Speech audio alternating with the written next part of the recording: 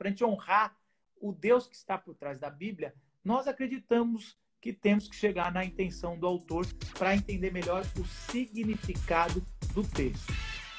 E aí, pessoal, tudo bem? Aqui é Marcos Botelho. Eu separei os melhores momentos de uma live que a gente fez sobre interpretação bíblica. Mas antes da gente dar uma olhada nesses melhores momentos, eu quero te fazer um convite. Se você gosta do meu material ou se você gostar dessa live, entra numa sala de Telegram que eu preparei, onde todos os dias eu coloco áudios, eu pego assim no microfone, é fácil, eu coloco vídeos ou textos sobre interpretação da Bíblia para você poder entender melhor as Sagradas Escrituras, para você ler e compreender a vontade de Deus na tua vida e até poder ensinar para os outros os segredos e o tesouro da Palavra de Deus. E por que eu coloquei essa sala no Telegram?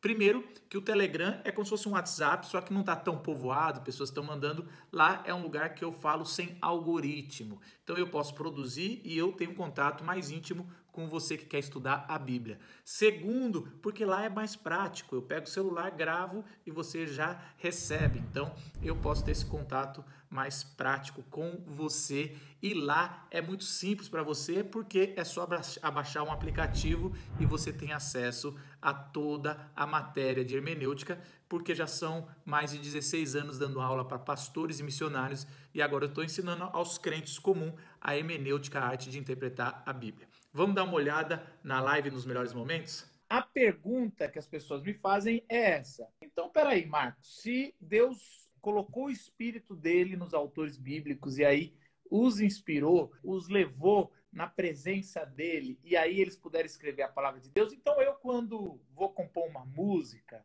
ou eu vou escrever um livro de teologia ou alguma coisa, eu também não posso ser inspirado por Deus? A resposta rápida e básica é sim, pode. Só que a gente quer ir um pouquinho mais profundo. Eu acho que a pergunta está de forma errada. Eu acho que a pergunta tem que ser: para que os autores bíblicos foram inspirados e para que Deus inspiraria você no sentido da revelação especial, daquilo que a gente tem de mais sagrado ali nas Escrituras. Ora, os autores bíblicos, desde Moisés, nos 5 primeiros livros que a gente chama de Torá ou Pentateuco, depois os profetas, os escritos e o Novo Testamento, todos eles foram inspirados para falar do Messias. No Antigo Testamento era o Messias que viria para cumprir o que o povo de Deus não conseguiu fazer, a parte da aliança não só de Deus, mas do homem também, do lado de cá. Então, o Messias viria para cumprir a aliança toda feita desde o começo da Bíblia. E no Novo Testamento, os evangelistas contaram a história de Jesus como o reino dele, o reino que ele trouxe foi estabelecido e se cumpriu com a morte e com a ressurreição. As cartas que vieram depois contaram ou aplicaram de forma prática na nova igreja, ou no novo povo que se expandiu para os gentios, como isso se aplicava. E o apóstolo João, no final, foi inspirado para dizer como seria a batalha final, ou como seria a vitória definitiva de Jesus na sua segunda vinda. Se eles foram inspirados para esse propósito e para apontar para Jesus, a pergunta é: por que Deus inspiraria hoje se eu chegasse aqui para vocês e falasse: recebi uma revelação de uma coisa de Jesus que ninguém na Bíblia não está sabendo? A pergunta que vai se levantar é: então a Bíblia não conseguiu revelar Jesus em sua plenitude? Uma segunda pergunta: ficou 2000 anos de igreja sem esse pedacinho que você tem tão especial que Deus decidiu fazer agora? Eu acredito que Deus fala com as pessoas hoje, e você pode chamar isso de inspiração, colocando o Espírito Santo, mas existe de forma clara algo diferente que aconteceu com aqueles autores bíblicos, que não acontece hoje. Eu acho que a gente tem que voltar um pouquinho e entender sobre linguagem e comunicação. Um autor chamado E.D. Richards, ele fala: existe a intenção do autor de um lado, e o significado que aquele texto recebeu. São duas coisas distintas, elas estão tão entrelaçadas, não dá para separar, mas pedagogicamente a gente começa, quando vai estudar comunicação, ver sobre isso. Então eu vou dar algum exemplo aqui para a gente começar a entender essa teoria. O texto não passa sentimentos, e é difícil você chegar na intenção de um texto se você não está ouvindo a pessoa ou está meio desconectada. Então, várias vezes, falei assim, nossa, você foi meio estúpido naquele e-mail de trabalho que você me mandou. E aí você chega para a pessoa e fala, não fui. Não foi a minha intenção. Aliás, quando a gente vai pedir desculpa para alguém, várias vezes a gente pede desculpa dizendo, olha, não foi minha intenção, né? Mas aí a pessoa pode falar, não teve, mas é isso que o texto, que o seu e-mail está aqui, ó, o e-mail. E a pessoa lê e você fala, Então é mais ou menos isso. Nós buscamos, ao ler a Bíblia, primeiro a gente tenta encontrar o significado. Mas para encontrar o significado, a gente vai permear todo o contexto de quem escreveu, ou de pelo menos quem estava lendo pela primeira vez, para entender a intenção que está por trás daquele significado. Então a intenção está dentro do autor bíblico. Por a gente acreditar pela fé, isso a gente já falou em outras lives, que é inspirado por Deus, a intenção é o Espírito Santo ou Deus que está ali naquele autor falando o que ele tem que escrever. Essa é a intenção. Então você consegue, na Bíblia, com os textos bíblicos, saber a intenção do autor lendo outros textos bíblicos, porque é o mesmo Deus que está inspirando, que tem a intenção por trás. Agora, o significado daquele texto, ele vai ganhar um peso com o primeiro ouvinte. A gente diz, teologicamente, que inspiração tem a ver com a intenção do autor, por isso que a gente não consegue mais ser inspirado hoje, porque a intenção de Deus era revelar Jesus, e isso foi feito de forma plena. E a iluminação, o Espírito que traz a luz, ele vai para o leitor. Então, quando a gente vai ler a palavra de Deus, a gente pede para Deus trazer iluminação, para que a gente veja o que o Espírito inspirou para o autor. A gente precisa de iluminação para ouvir melhor, ou é o que a turma fala, para escutar e não só ouvir o nosso cônjuge, os nossos filhos, os nossos pais, o nosso pastor, os amigos. A gente ter a iluminação de conseguir ir atrás do texto. Então, várias vezes meu filho está gritando ou está berrando e a gente, um ouvido de pai ou um ouvido de mãe, já consegue ouvir o que está por trás da forma física ou do barulho ali e entender a intenção. Esses dias a Mariana chorou aqui, minha filha de 2 anos, e a gente levantou, eu e a Natália, minha esposa, levantamos muito rápido porque a gente percebeu, logo no primeiro choro, que era choro de dor. Falou, isso não é um choro de mãe. E ela tem chorado muito de mãe. Então, é esse ouvido que quem ama e quem está próximo consegue ouvir e entender a intenção que está por trás da forma física. No caso do texto aqui, é o que a gente tem. E é o mais sagrado que a gente tem. A gente só chega na intenção pelo texto. Só que a gente tem que ler muito bem o texto e o contexto, que está com o texto, né? Ali que o autor escreveu. Você sabe que tem um teólogo muito bom chamado Soren Kierkegaard. Ele vai pegar Tiago 1, versículo 23 em diante. Aquele que ouve a palavra, mas não põe em prática, então é alguém que só ouve muito e fala de teologia, mas não põe em prática.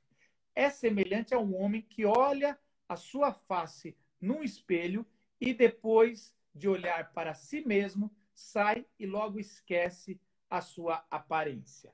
Então, é alguém que ficou admirando tanto o espelho ou a si mesmo, que não percebeu e não corrigiu as coisas que estavam ali expostas, né? O que Tiago está dizendo, que ele vai falar muito sobre quem fala de Deus, mas não vive na prática, são egoístas que estão lendo a Bíblia só querendo aplicações próprias, só querendo ser abençoado, como um narcisista olhando no espelho, e que não consegue ter uma transformação, deixar Deus falar, não consegue deixar de ser o protagonista. Eu acredito, Trigo, que hoje é um dos maiores problemas nossos, da nossa sociedade, é que a gente não consegue ler o texto e deixar Deus ser o protagonista e falar as verdades eternas, e a gente quer ouvir só a nossa voz. Então, quando a gente ouve tanto a nossa voz, chega a ser impossível entender ou ouvir a voz de Deus, ou a voz do autor ali, que está escrevendo, às vezes, um texto claro, nítido. Nesse último século, é a discussão mais forte que tem. E na academia, por um bom tempo, estava se falando que o autor morreu, né? Era impossível encontrar, não só no texto bíblico, isso era em qualquer texto, porque se o autor morre e o significado morre, a gente perde o texto. Para que a gente está lendo a Bíblia? Então, a gente divide pedagogicamente intenção do autor e sentido do texto, mas eles estão intimamente ligados. Deixa eu usar um exemplo. Um funcionário teve algum tipo de doença, teve que pegar um atestado médico para faltar por 5 dias. Qual é a intenção do autor, do médico, que deu aquele atestado? Esse rapaz ou essa menina ficou doente, por isso que ele teve que faltar hoje, e para essa pessoa se recuperar 100%, ela tem que tirar mais 4 dias, assim, somando 5 dias do seu trabalho para se recuperar.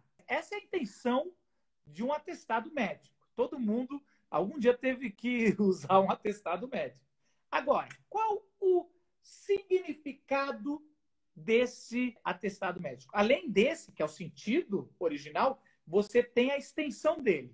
Primeiro, depende de qual lugar que você está trabalhando. Você pega esse atestado e fala o seguinte: aquele atestado vira uma preocupação. Eu vou voltar a trabalhar amanhã. Então, eu vou usar esse para abonar o dia de hoje, ou vou voltar. Ou então, para o chefe, esse significado tem outro peso. Ele pode falar: que bom, eu tinha estranhado você faltar ontem, que bom que foi uma causa justa, que fique em casa, então ele se recupere. Ou se for um chefe muito ruim, o significado é outra coisa, falando: ih, esse cara tá dando moleza.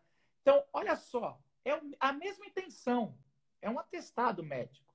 Mas dependendo do leitor ou de quem está usando o texto, ele tem pesos diferentes. Então, o significado ganha uma extensão maior para o bem ou para o mal, porque sempre vai ganhar. Agora, por isso que é importante, antes da gente aplicar na nossa vida o texto, entender o que o primeiro leitor ou o que as pessoas na época do autor estavam entendendo com aquele texto. Eu acredito, até mesmo por motivo de fé, que a intenção do autor é possível chegar, mas precisa labutar, precisa estudar, precisa meditar, e a intenção do autor, até por honrar a Deus na palavra de Deus, porque para que ele inspirou um povo e colocou de forma escrita, chegou para nós, para a gente honrar o Deus que está por trás da Bíblia, nós acreditamos que temos que chegar na intenção do autor para entender melhor o significado do texto. Esse é Vida Nova, é Roy Zuck, a interpretação bíblica. Esse já é mais legal se você está começando, quiser ler um livro sobre o assunto. Ele vai falar sobre alguns abismos que nós temos do texto bíblico. Simples assim. Por que a gente não entende? Só do fato de ser um texto antigo, existem vários abismos que vai distanciando lentamente a gente do texto bíblico e que por isso nós precisamos do Espírito Santo e de estudar bastante para entender o sentido do texto que o autor escreveu. Vou falar alguns aqui. Primeiro, o abismo tempo, cronológico. Nós estamos longe do texto. 2000 anos do Novo Testamento, 2.500, 3.000 anos do Antigo Testamento. É muita diferença. Várias vezes a gente vai ler um texto de 100 anos atrás em português e já não entende direito o vocabulário. Na nossa língua a gente já não entende. Imagine um texto de 2.000 a 3.000 anos atrás. Então esse é um abismo já grande. A gente fala que o mundo era outro no tempo dos nossos pais, imagine no tempo de 2.000 anos atrás. Então esse é um dos abismos. Um outro que a gente pode falar é o de espaço, geográfica. E a gente é meio que preguiçoso nisso, Trigo. Estou falando de mim mesmo. Várias vezes o texto traz o nome de uma cidade ou o nome de alguma coisa e a gente não vai procurar o mínimo possível do mapa para entender e dar uma olhada. A gente vai ouvindo sobre as viagens missionárias de Paulo, a gente não dá uma olhada ali para ver qual é a cidade, por que chama daquele jeito. Isso pode trazer muitas informações geográficas mesmo. A topografia para você entender sobre subir e descer, a Jerusalém ali do alto, o Mar Morto. Então, as montanhas são tão essenciais para, às vezes, num texto para você entender algumas coisas geográficas, sem contar com plantas e tudo mais que várias vezes é usada. E eu posso falar aqui, o evangelho é doce como uma manga.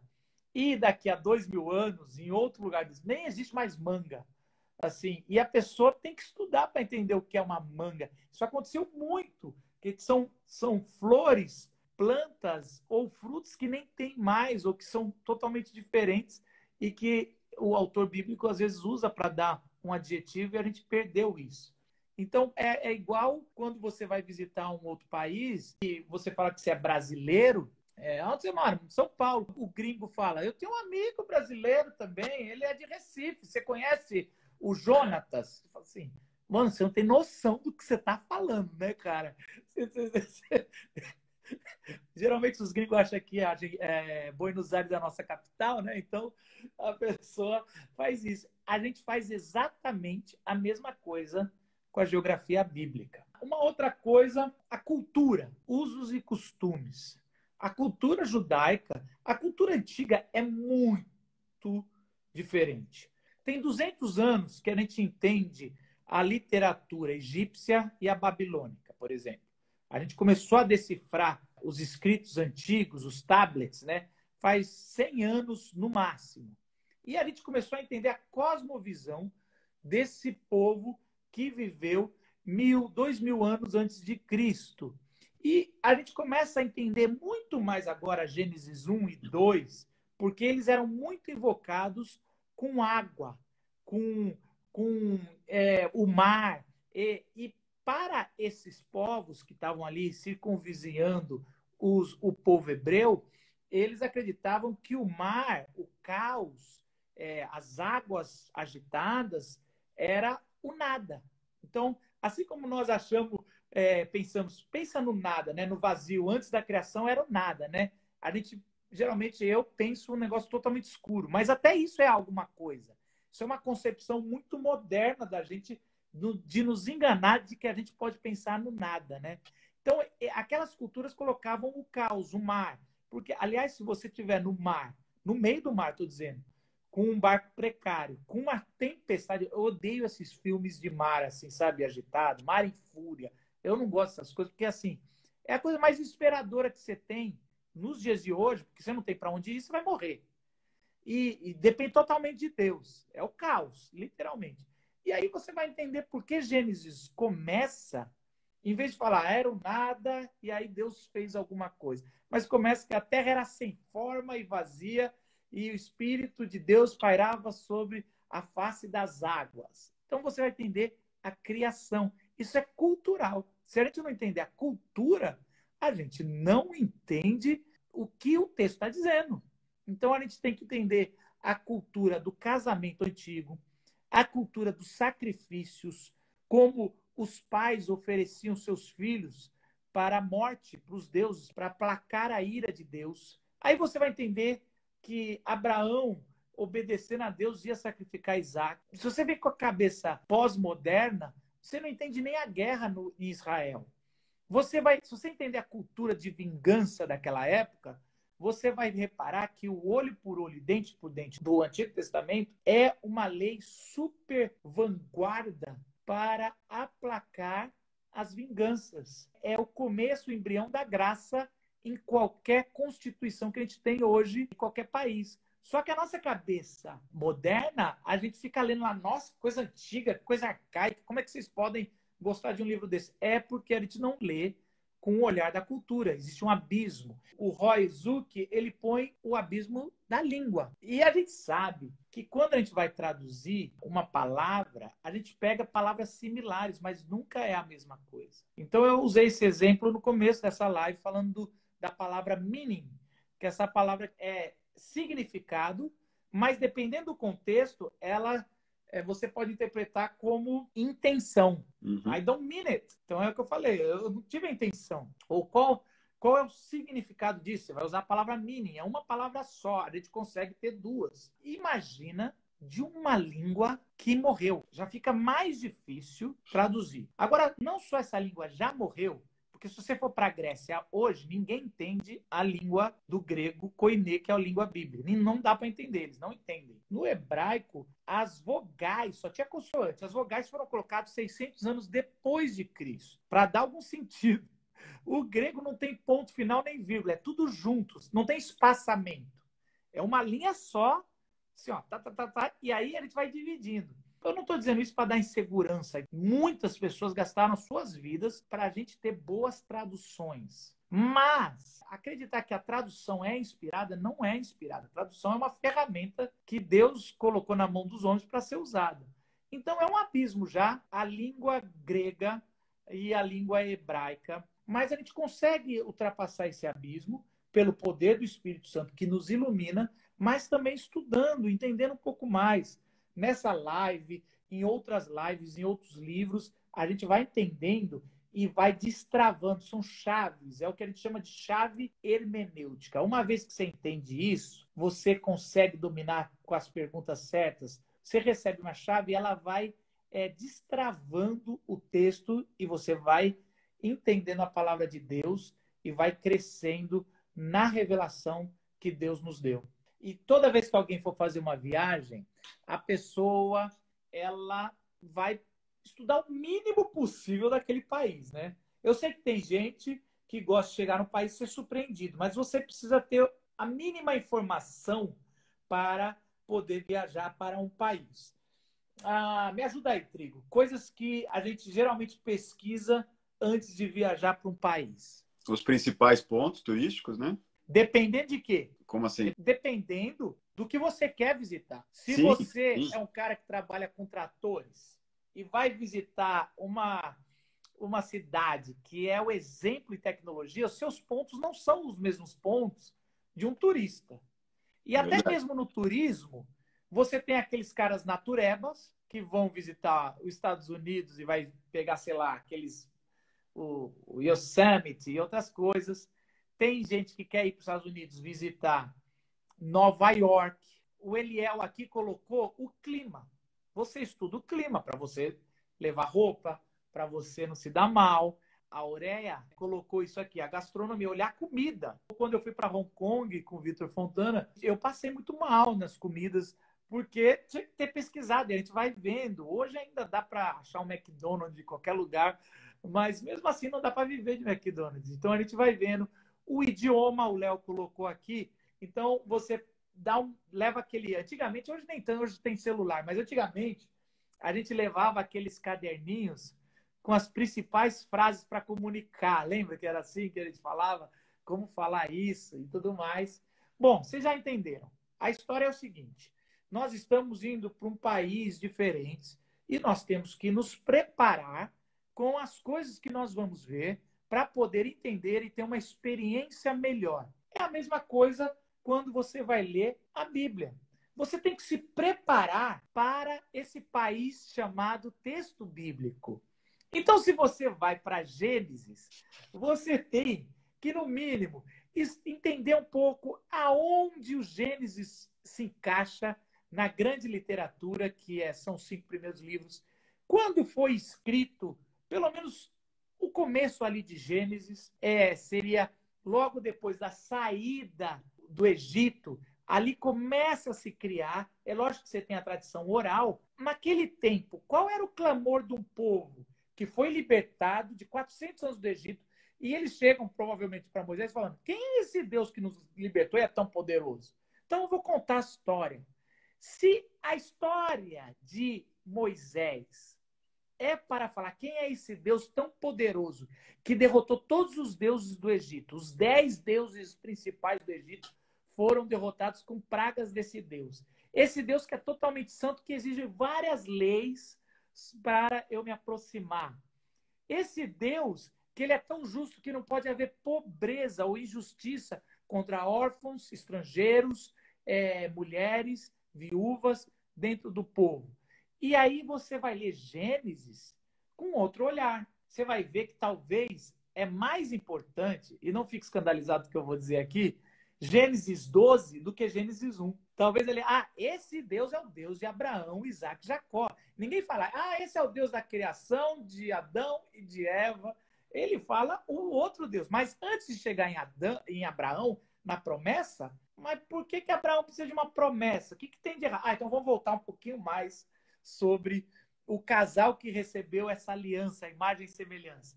Mas aonde eles estavam? Tá bom, então vamos começar do começo. E aí ele começa do começo. Mas Gênesis está ali para mostrar a promessa de Abraão e como ela vai se desenrolar.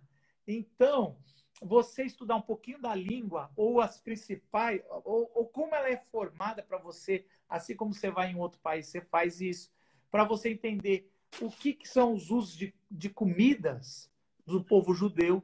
E se você for para o Novo Testamento, é a mesma coisa. Como é que você quer ler as cartas de Paulo?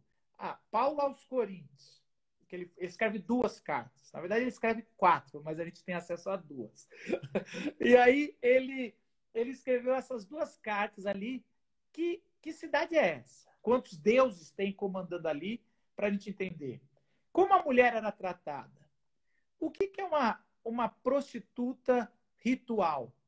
Ou uma sacerdotisa que entregava o seu corpo e o orgasmo? Era uma cidade portuária? Qual era o deus do mar que protegia e que os navegadores iriam buscar? Como é que era falado, comunicado as profecias lá que eles tinham? Era chamado o quê? De língua dos anjos? E aí você vai entender como a não prostituta ritual andava com véu na cabeça para mostrar que era uma mulher de família. E aí você vai começar a entender por que Paulo fala, mulher, bota véu. Aí você vai entender quando o Paulo vai falar, ainda que eu fale a língua dos anjos. Ele está falando, ainda que eu dê profecia para você no mar, sem amor de nada vale. Aí você vai entendendo por que os homens que tinham cabelo comprido também eram prostitutos. E ele vai falar, homens, não deixam o cabelo comprido. Porque, pensa comigo, por que Paulo vai falar para homem não deixar cabelo comprido? Se tudo que a gente tem de referência sobre Jesus e tudo era de cabelo comprido. Mudou a moda? E agora você está falando que é pecado? Se você não estudar esse país chamado Carta aos Coríntios, ou esse país chamado Evangelho de João, Evangelho de Marcos, você não vai entender. Então, a pergunta que você me fez é por onde começar? Comece como se você estivesse mergulhando num outro lugar, porque você está mergulhando numa outra cultura, num outro país, e vai pelo básico. E comentários introdutórios, eles vão ajudar você a entender melhor o texto. E aqui eu estou fazendo já de forma prática. Várias Bíblias, por exemplo, chama Bíblia de Estudo, ou a parafraseada, que eu gosto muito, a mensagem, toda vez antes de começar um texto, ela faz uma introdução. Ela é bem raso. Eu diria que você tem que ir muito mais que isso. Mas o mínimo é isso que você deveria dar uma olhada e aí olhar outros comentários. As pessoas são afoitas por ferramentas. Marcos, me passa um comentário. Marcos, qual é a melhor tradução bíblica? Marcos, me passa uma dica de livro. Mas o mais importante numa boa hermenêutica, numa boa interpretação bíblica, são as perguntas que você faz para o texto. E uma coisa importante que eu faço como exercício box. E uma das coisas que a gente vai aprendendo, além de condicionamento físico e tudo mais, é ter um reflexo do correto para o esporte. A gente vai ver isso muito. Em todos os esportes, você precisa ter o reflexo correto. E você precisa disciplinar o seu corpo, por exemplo, no boxe, para esquivar da forma certa. Logo no começo, quando o treinador, ia passar a mão por cima para eu ter que agachar, eu tirava os meus olhos dos olhos dele. Então, eu fazia da forma errada. E com o tempo ele ia corrigindo e o meu reflexo começou a ser da forma correta. E isso é um reflexo de uma memória muscular ou algo que estamos fazendo ali para que o esporte seja feito da forma correta. A mesma coisa é a hermenêutica. Existe o reflexo hermenêutico. Eu que cunhei isso, nem existe isso, mas eu estou inventando aqui, que quer dizer o seguinte, no começo você tem que ir, não, qualquer mês que o Marcos falou para fazer, e vai ter várias outras que você vai fazer, mas de tanto você fazer, ou de tanto, quando você estudar uma vez bem um texto, um capítulo, gastar, fazer todas as perguntas, entender tudo, depois passar para outro texto, passar para o terceiro, no quarto, você já vai fazer as perguntas certas, sem pensar nas perguntas, você já está pensando dessa forma. Perguntas que eu acho que pode ser legal para você começar a entender um pouco o contexto do autor, para você entender a intenção do autor bíblico, seja ela no Antigo Testamento ou no Novo Testamento. Primeira pergunta é: qual período de Israel isso aconteceu? Israel tem vários períodos. Então, um exemplo que eu dei foi o Pentateuco, a Torá, os 5 primeiros livros. Ele começou a ser escrito por Moisés pós saída do Egito. Então, depois ele deixou, tem partes da Torá que foram seus discípulos que colocaram, muito virou música para ser transmitido de forma oral, mas ali é o primeiro contexto que você tem. Quando você for ler algum dos profetas, qual o contexto de Israel que aquele profeta estava? Então, você vai saber que Israel houve uma guerra civil, eles dividiram entre norte e sul, já faz a diferença. Então, a gente costuma dizer, esse é um profeta do norte, esse é um profeta do sul. O norte foi muito mais corrupto do que o sul de Israel. Esse profeta é pós-exílio da Babilônia e da Síria. Esse é pré-exílio, esse é durante o exílio. Ezequiel é durante. Na idade que ele seria sacerdote, ele estava ali sentado na beira do rio da Babilônia. E ele começa o seu texto chorando ali, isso aí. Ou assim, o que está acontecendo aqui na história de Jesus, ela está acontecendo no norte de Israel, na Galileia, ou em Samaria, ou na Judéia. Todos esses 3 lugares são lugares que Judéia e Jerusalém são honrosos. Samaria é desprezado. Galileia também é desprezado, mas menos. Por quê? Aí você vai estudando, são perguntas. Então, essa é a primeira pergunta, ok, Trigão? A segunda pergunta é qual o público que o texto está destinado, que tem muito a ver com a primeira. Então, um profeta do norte, quando Israel já dividiu, ele vai falar para Acabe, que é um rei do norte. Então, ele vai falar, Elias, Eliseu, vai falar ali no reino do norte, fazendo as profecias deles. Muitos são desprezados porque são do outro reino. Então, você vai ver isso. Mas, então, o público que está recebendo a profecia é um público que está em um dos reinos. Ou o público que está recebendo a profecia está em Juízes, que já, por exemplo, o livro de Ruth é um livro que vai fazer a transição de Josué para a época que estava bagunça. Mas é a pior época de Israel, talvez até o exílio, é Juízes. Aí você vai ter um livro ali que é para um público específico. Ou quando o povo já está na Babilônia, existe um profeta que vai profetizar e o público está ali. Ou está fora de Israel, como as cartas de Paulo, ou a carta de Hebreus, que muito provavelmente o autor está fora, mas é uma comunidade perto de Israel. Ou Apocalipse, que João já está isolado numa ilha, escrevendo para 7 igrejas. Essas 7 igrejas existiram. É lógico que João vai pegar isso como tipologia das igrejas, mas elas existiam e elas tinham problema. Então, essa é a segunda pergunta. Qual é o público que está recebendo esse texto? Nas cartas, isso é fundamental. Nos evangelhos, nem tanto. Porque os evangelhos está todo mundo recebendo ali, estão dividindo. A carta não. A carta, eu estou mandando uma carta para o trigo. Então, eu tenho que saber quem é o trigo. Agora, um evangelho que eu estou contando a história do meu pai, que nem eu fiz um livro o ano passado com a história do meu pai, não importa muito quem vai ler. Lógico que importa. É brasileiro, é em língua portuguesa. Já estão vendo que a dimensão é muito maior? Então, essa é a segunda pergunta. Fico com 3 só? O que mudou ao longo de 2000 anos sobre esse assunto ou o modo de vida que está narrando ali. Isso é muito importante. Então, a pessoa está falando de lâmpada e você está pensando que essa lâmpada que a gente tem aqui. E não é. Eu estou usando um exemplo simples aqui, que, por exemplo, a parábola que Jesus faz das 10 damas de companhia, as 10 novas, meninas novinhas ou as 10 virgens. E elas tinham que guardar óleo para a chegada do noivo. A metade ali não guardou, usou, foi despreparada, e a outra metade guardou. Se você for ler para acender essas lâmpadas para quando o noivo chegasse. O meu filho pensaria, mas óleo não seria bateria? Quanto mais perto da figura que Jesus estava querendo se representar, melhor você vai ter de entender os elementos daquela história e interpretar. Pode parecer meio besta, mas você começar a entender que são tochas e óleos, vai melhorar.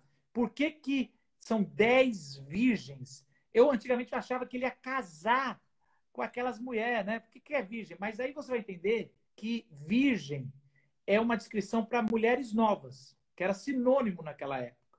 Então não tem nada a ver com virgindade ali. É só porque eram mulheres que ainda não casaram. São meninas novas. As damas de companhia, para a noiva está dentro da casa lá. A gente nem sabe da noiva, a história nem é, mas a noiva está dentro da casa.